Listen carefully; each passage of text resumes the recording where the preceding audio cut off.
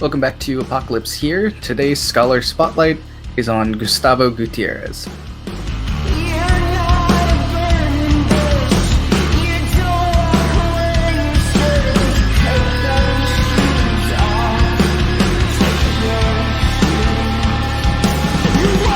Gustavo Gutiérrez is a Peruvian Roman Catholic theologian and Dominican priest.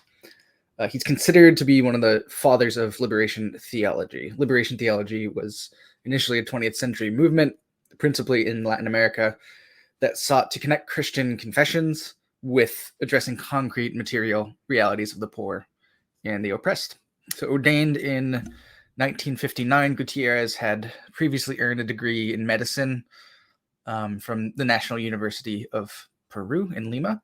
He also studied philosophy and psychology at the Catholic University of Leuven and theology at the Catholic University of León and at the Gregorian University in Rome. And then he earned his doctorate in theology at León in 1985.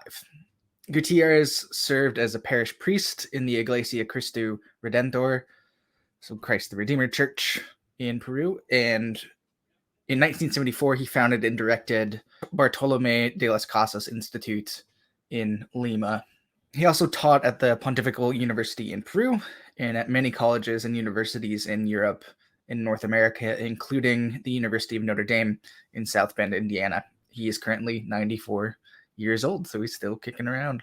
He's the author of numerous books and articles and is perhaps best known for his Theology of Liberation, which was published in 1971. In that work, Gutiérrez developed a new spirituality based on solidarity with the poor, and he called on the church to help change existing social and economic structures to promote social justice. Although liberation theology had a great impact, especially in Latin America, it was less welcome in Rome because of its Marxist influence, so it was quite limited once you get to the 1980s in Rome. So today we're going to talk about a key idea from Gutiérrez's work, which is the preferential option for the poor. Now, I'd highly recommend getting your hands on this collection. It's in the Making Modern Theology series, Gustavo Gutiérrez's Essential Writings. In it, there's a little, not really an essay, little kind of treatise where Gutiérrez clarifies the meaning of preferential option for the poor by going through word by word what he means by poverty, what he means by preference, and also option. Unfortunately, there's still a lot of misunderstanding about this, especially in conservative circles, in a similar way to the more recent misunderstanding about the meaning of Black Lives Matter. The preferential option does not mean that God only loves, or we should only love or care about the poor and the oppressed, just like BLM is not saying that only Black Lives Matter, etc. So we're going to start with poverty. Gutiérrez's account of poverty encompasses economic, social, and political dimensions, but he notes that it's also more than this. It refers to death, unjust, premature death that results from physical conditions that should not exist. This, of course, does not discount the economic and political dimensions, but the reason why Gutiérrez emphasizes death when talking about poverty is because what's at stake is life itself. This is why liberation theologians will often talk about God as a God of life. So what does poor mean then? For Gutiérrez, the closest we can get to defining poor is really by saying the poor are framed as non-persons, as insignificant, people who don't really count according to society and the church. As Gutiérrez writes, a poor person is someone who has to wait a week at the door of the hospital to see a doctor. A poor person is someone without social or economic weight, who is robbed by unjust laws, someone who has no way of speaking or acting to change the situation, someone who belongs to a despised race and feels culturally marginalized, is insignificant. In some, the poor are found in the statistics, but they do not appear with their own names.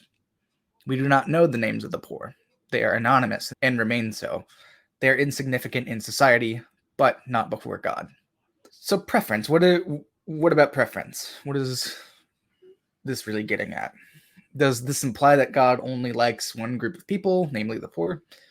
Not at all. Preference for Gutiérrez presupposes the universality of God's love, which leaves out nobody. Only within this universal framework of God's love does preference really make sense at all. For Gutiérrez, throughout the Bible, we see God siding with the poor and oppressed. And so there is a preference there inside of God's universal love for creation. But Christians can't say only the poor count, right? Just like they can't claim to love everyone while in fact loving nobody.